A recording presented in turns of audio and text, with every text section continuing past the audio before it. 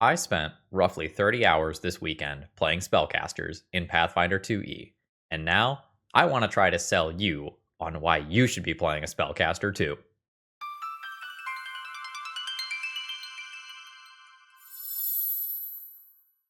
Hello folks, Phil Gallagher, aka Thraben you here for another Pathfinder 2nd Edition video, and welcome to You Should Play Casters. I spent a ton of time over the weekend playing with animists and witch warpers and all sorts of other casters, and I thought this would be a good time to share a lot of my experience with spellcasters. Before we get started here, let me just say subscribing is one of the best ways to see that you all are enjoying my content.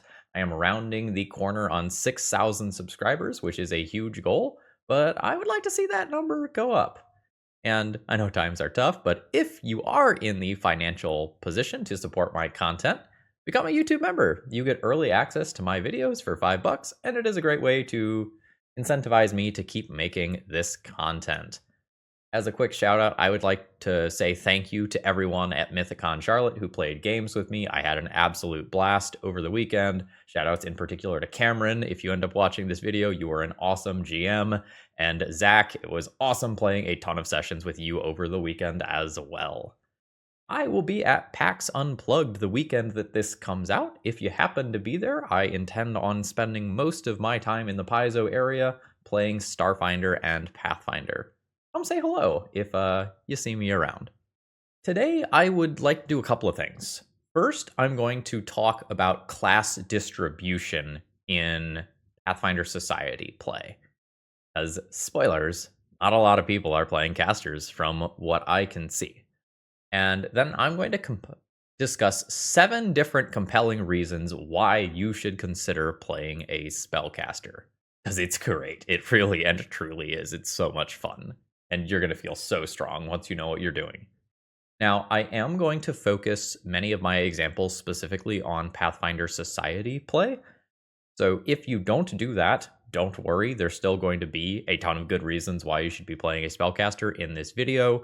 But as a heads up, a few of the things that have to do with gold and resources will be a little bit more specific than normal.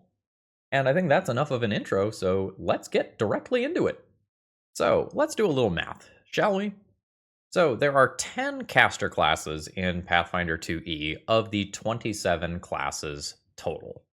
And this is counting some of the half casters like the Summoner or the Magus that don't have full spell slots, but is not counting the pseudocaster, the Kineticist. This is also not counting classes that can get focus spells but aren't traditional casters. So I'm not counting, say, the Champion here. So if this maths out and everyone chooses the classes at an equal rate, then theoretically, around 37% of PCs should be casters. I saw one other person play a caster all weekend. One.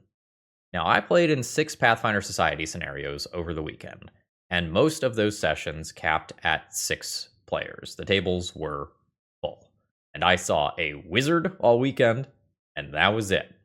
Now, admittedly, were there some repeat players from scenario to scenario? Yes, absolutely.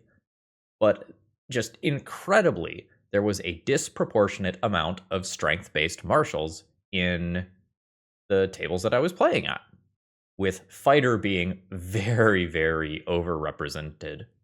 Including 3 fighters in a single one of my sessions. And I also saw some players play things that weren't supposed to be strength martials, like strength martials. For example, I played a table where a newer player was playing a Kineticist, and they played it like it was a strength martial. Their Kineticist was running around tripping people and just attacking with like weapon infusion elemental blasts, rather than casting things like Protector Tree or Winter's Sleet or whatever. And it's going to be beyond the scope of this video to talk about why people are so drawn to strength-based martials, but this is what I'm seeing, and this is the impetus for this video. I want to try and convince some people, hey, step outside of your comfort zone of these martial characters and, just have a little taste, just a little taste of what it's like to be a spellcaster. Reason number 1 to consider being a spellcaster. You're going to get free loot. And this is a Pathfinder Society specific thing. At the beginning of a Pathfinder Society scenario, you are allowed to get some provisions for the day. And overwhelmingly, people just take a minor healing potion, which is nothing fancy. Now, a minor healing potion heals for 1d8, and that is fine. If you need to get someone up, if you need to top off a little bit in between combats, that will probably do the job. Is that particularly good healing? No. No, it is not. Well, what else could you take instead? Well, if you can cast it, you can take a scroll of heal instead. Well, how much does a first rank scroll of heal for? And let's assume the 2-action version here, which I think is reasonable. Your 2-action heal is going to heal for 1d8, and then an additional 8 on top of that. So let's do a quick comparison of the healing here.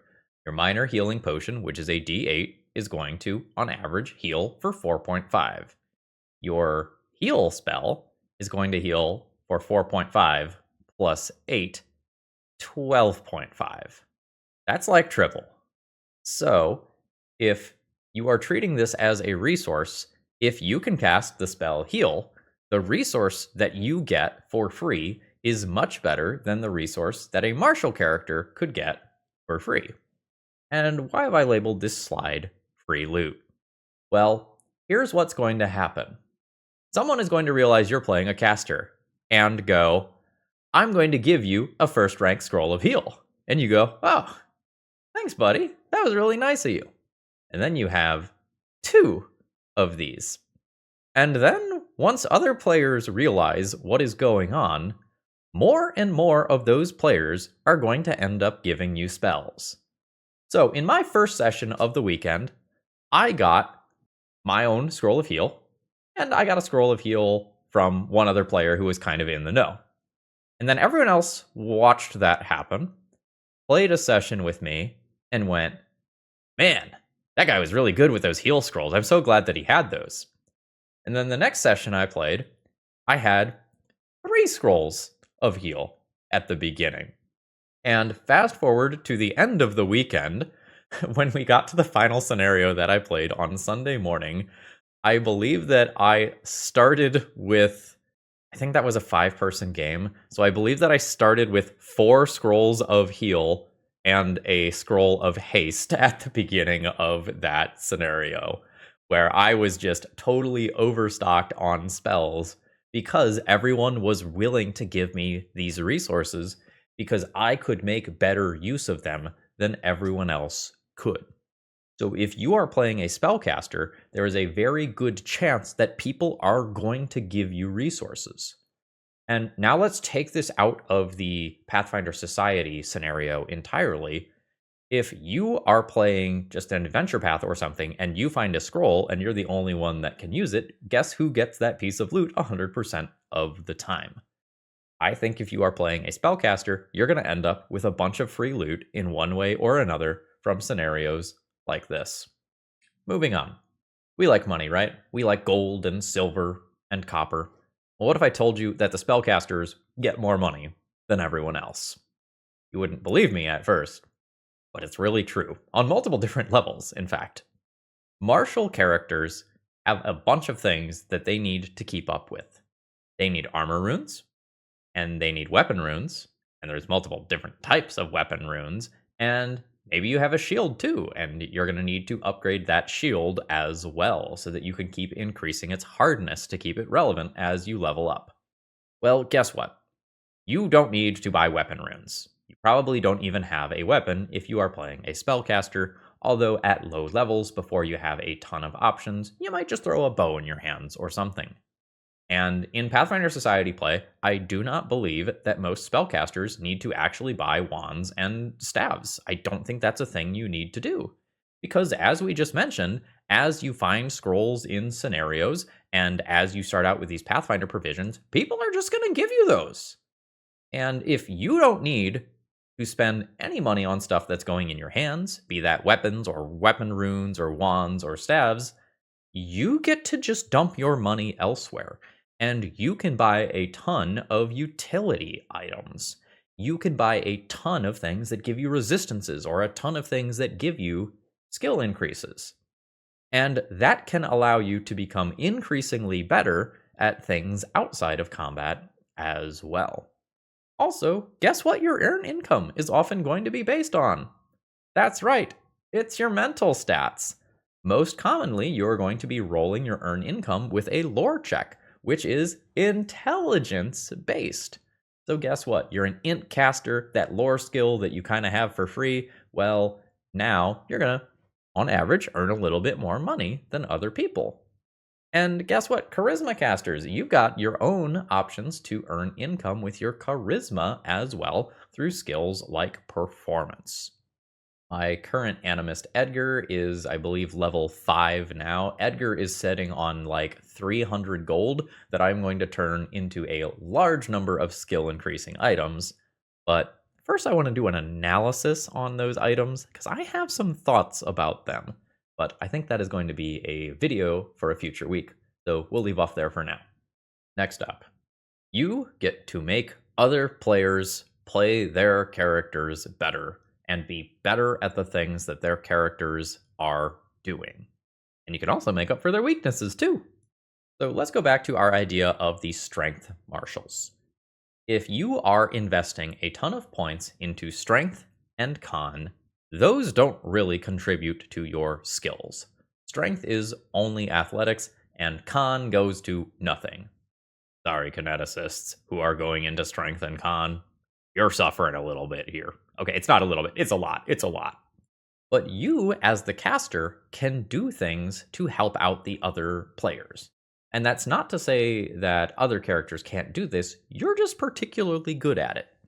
You've got your guidance skill, which you can be just spamming everywhere. That is a spell that I am firing off all the time in these Pathfinder Society scenarios. And it refreshes after a little while, and you can keep doing it on different players for a while, and by the time you loop back around to the first portion of the table, you're probably ready to guidance that person again.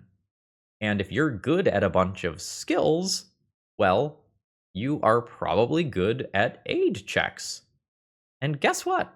Guidance is a status bonus. Aid is a circumstance bonus. Those things stack. You can give someone guidance and then aid them. If you are at a critical moment and you know that this person needs to succeed, you can do both. And in terms of making other characters better, you can buff them. Runic Weapon is one of the best damage output spells in the game at low levels. You throw it on the fighter or the barbarian, make them hit more accurately and harder, and you're going to have a hard time doing more damage with any other spell at low levels. There are classes like the Magus that have serious action economy problems. Well, guess what? A Scroll of Haste goes a long way towards making that character into an absolute monster. And it doesn't need to be that flashy. It can be as simple as setting your exploration activity to repeat a spell. I was playing in a game with my girlfriend who was playing a pre-con rogue because she didn't have a high enough level character, and I set my exploration activity to Rousing Splash, just repeat that, so that I could go and give her that temporary HP to make sure that the pre-gen character she was playing stayed safe. And that was a decent buffer that did, in fact, make the difference between some PCs going down and not going down in a couple of fights. Are you ever going to maybe cast Rousing Splash in combat? No, you probably aren't. It is not very efficient for doing that. But out of combat, as an exploration activity, or out of combat before you bust down a door, that spell is going to be looking pretty darn good. And these are some simple examples. As you get to higher and higher levels, the things that you can do in terms of buffing your party members just get wild. You get to enlarge them. You get to make them fly. You get to give them heroism. You get to make other players be better at the things that they are already good at. And you also get to cover their weaknesses. And that is a great place to be as a character. Next up, let's talk about skill challenges. Oh, hold on. Sorry. They're supposed to be called skill challenges, you say? But I just solved them with my spells, and I don't even need to roll. I just win at the game. Very frequently in Pathfinder Society play, or in an adventure path, or whatever, you are going to be given challenges with specific DCs, or scenarios that you need to complete that are tricky in some capacity. A spellcaster gets to just break the game and ignore the things that you are being told to do. And I'm just going to use one spell as an example here. Helpful Steps was absolutely busted all weekend. And for those of you not familiar with the spell, I'm going to just throw the text on screen real quick. It's a very simple spell. You just make a ladder, or you make some sort of staircase or steps up to a maximum height of 40 feet. That's it.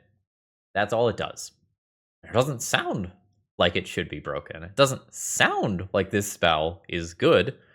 Why should I prepare this over something like Runic Weapon? Why should I prepare this over something that does damage? Well, here are real examples that all happened in my encounters over the weekend. We needed to cross a raging river. A bridge had broken. We needed to get to the other side, acquire the pieces of the bridge, and then repair them. And I went, okay, I'll cast Helpful Steps. And I made a ladder across that river. Well, guess what? Now, there's no scary jump check. There's no chance of falling into the river and having to do a swim check. Which, by the way, can be surprisingly scary. Swimming harder than you would think in Pathfinder 2E. And that scenario was trivialized because I had this spell. Another scenario had us climbing and hear me out here, it was exactly a 40-foot pole with no handholds or anything like that. It was supposed to be a difficult series of climb checks, and I sure did make a 40-foot tall pair of steps and just walk up to the top and get the thing that I was supposed to get. During a chase scene, there was a dangerous cliff that we were supposed to go across a gap in it, and I made a ladder across it and automatically succeeded my roll. There was a combat. Well, okay, not a true combat. There was a scenario in Initiative that involved a dangerous patch of ice and trying to go and get some things out of the ice, where there was very real danger of falling through the ice. I cast Helpful Steps, and I got us half the way there without any skill checks being required at all. Another scenario had the enemies having an incredible tactical advantage, and on the first or second turn, I made a staircase to the top so that we did not need to go all the way around a spiral path up. And all of these things required no roll. There was no chance of rolling a nat 1 at any point during this and failing. There was no chance of missing the DC ever. And being able to just say, I succeed at this no matter what in a game of variance is incredibly strong. And I think it is also good to say one time where I wish I had Helpful Steps. I played another scenario that was going to involve being inside a tavern the entire time. And mentally, I went to myself, I am not going to need Helpful Steps inside of a tavern. I was wrong, folks.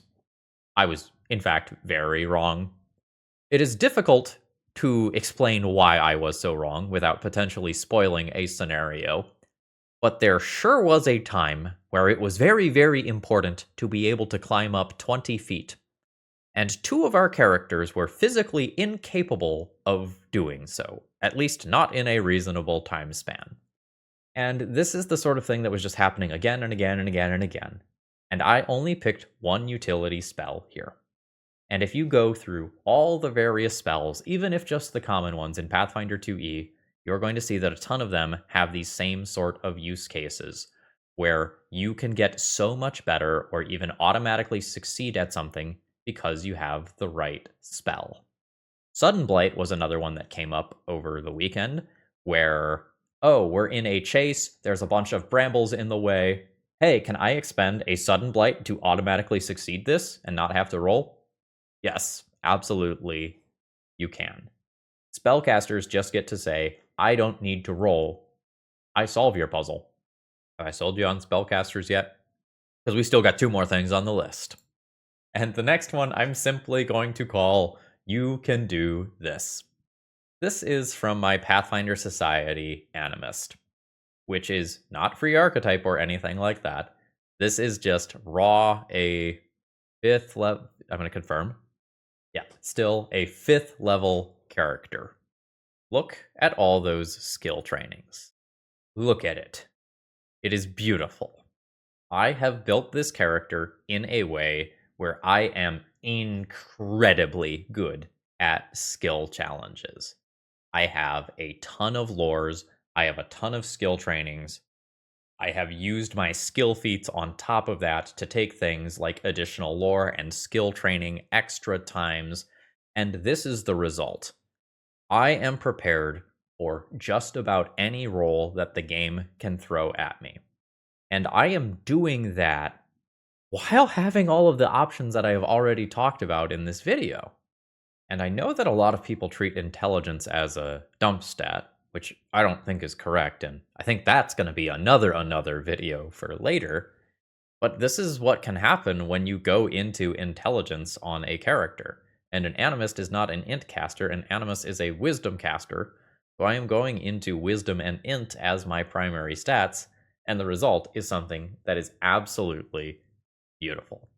And because your spellcasters don't necessarily have to go hard on things like con, they're not really expected to be in the front lines, and you probably don't need strength, you can build some characters that are very strong in the roleplay and skill challenge department if you are going down the spellcaster tree. But at the same time, you can also do this. And this is a screenshot from yesterday. After I spent all weekend playing Pathfinder Society, I got home and took a nap and then played my local home game. And I took a picture of my dice because my roll was so absurd. This is a 2nd level sudden bolt that an enemy critically failed on. So with a 2nd level spell slot, I did 84 damage, which is possible as soon as you have 2nd level spells. And as a reminder, 2nd level spells, that's level 3. I know a lot of times people look at the damage of strength marshals and the D12. The D12 calls to them. They want that great axe or that great sword or whatever. Well, spellcasters have their own blasting spells too. And while a lot of times enemies are going to succeed their saving throws, you are going to have times that they don't. And the times that they don't succeed are gonna feel real good. And the times that the enemy crit fails, oh buddy, let me tell you, the brain chemicals from this roll, they felt real good. And as a final note here, let's get some warm and fuzzies. What is going to happen when you play a spellcaster? People are going to appreciate you, and people are going to appreciate you a lot. Multiple times this weekend, I heard things like, oh, you're playing a healer. Oh, thank God we have a healer in this session. And you know what followed? Me being handed a lot of scrolls of heal. I had people really be impressed by my spells all weekend. Garden of Healing on the Animist is particularly insane. It is just the best out-of-combat healing that exists in-game, and it's not too shabby in combat either. And I was talking with a player, and I cast Earth's Bile, and this was about 5 minutes after me having a conversation with him about, like, yeah, I'm pretty sure the Animist is the best class in the game. I feel like it's pretty strong. And he was like, I don't know. I've been really impressed with, like, the exemplar dedication on some classes. And we, both laughed about that. And then I cast Earth's Bile, which is a single action blasting spell that is sustainable. And then the next turn I sustained it. And he was like, wait, you can just keep doing that? That's crazy. And I got to watch players appreciate the fact that I could do a lot of chip damage and then allow their martial characters to knock down an enemy in one shot that they normally couldn't quite clear on their own. And multiple times over the weekend, I watched a fighter get kind of frustrated and say, I can't do anything. I can't get to that enemy. And I would say, it's okay, delay your turn, I'm next, I'll make you stairs. And then helpful steps, whoop, sends them up to the top. And there's going to be a ton of other scenarios like that. In my home game, we had 2 instances of acid grip getting people out of very, very bad situations in one combat. We pushed an enemy off of a cliff to get it out of the face of the Guardian, who had gotten separated by a whirling throw. It was bad. It was real bad. And then my girlfriend cast Acid Grip, knocked an enemy off the cliff, and it was like, okay, well, we bought a lot of time there. And then it happened again a few turns later when I used my wand to do the same thing. Other players are going to appreciate what you bring to the table because it's unique. And now let's go full circle back to the beginning of this video. If most people are bringing non-magical characters to the table, and you bring a caster to the table, you are bringing things that they can't do. Skill checks can go a long way. Skill checks can solve a lot of problems, but they don't solve everything. And they certainly don't solve everything quickly. And they definitely don't solve everything without a roll. Other players, knowing that you are valuable, they are going to protect you in combat. They are going to give you other things. And you are going to feel very, very loved and appreciated if you are playing a spellcaster and you are doing things to help out the rest of your party. And with that, I hope I have sold you at least a little bit more on trying out some spellcasters. I know that it can be intimidating. I know that it can be tough. If you are a prepared caster, there's a very, very high skill ceiling on that for what you are capable of doing. And it can be really tough to pay attention to the scenario, kind of learn what is going on in that scenario, and correctly predict what spells you should be bringing. But if you start working on that skill, I guarantee it'll be easier and easier each session. And then you're going to feel strong. You're going to have a good time. And you're going to win, Pathfinder! Why don't we go ahead and move on to the I cast Fireball side of the equation now. We spent a while talking about utility. Let's talk about some blasting. Let's reflect back on the Pathfinder Society provisions for a minute. And I want you to imagine that you have ended up with 2 or 3 scrolls of heal because your party members are sharing resources with you. If you effectively have 3 more max level spell slots, then that means that you don't need to prepare or use as many spell slots for healing. And you can probably go hard on damage output. And so I was playing with 1st through 3rd level spell slots for most of the weekend, and what I ended up doing is my 1st level spell slots were entirely utility. And by that, I mean at least 1 copy of Helpful Steps, usually 2 copies of Helpful Steps. And all of my higher level spell slots went towards blasting or spells that I thought would be uniquely suited for the scenarios. And this means that simultaneously, because other players are helping you out with resources, you get to be really good at utility and potentially really good at healing and really good at blasting all on the same character, while probably having good skills too. And so my game plan for every combat scenario was I have 2 scrolls of heal in hand, or maybe a scroll of heal and a scroll of haste. And I can use my spell slots to blast enemies. I did not have to be particularly conservative and go around cantripping things. I could go relatively hard with blasting, and this is doubly true if you are a focus spell caster.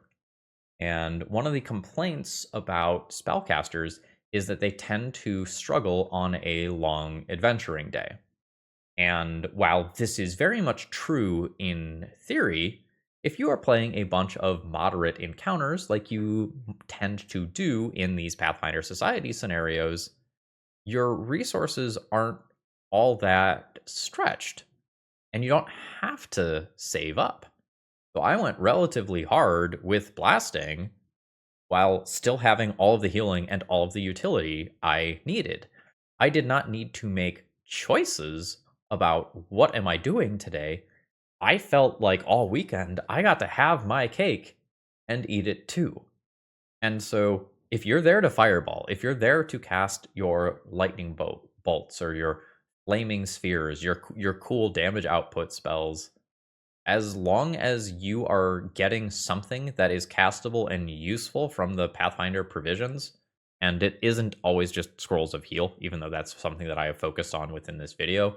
Later on, it can be, you know, oh, you get 4 copies of Howling Blizzard from all of the people at the table. Like you could go crazy, especially at higher levels.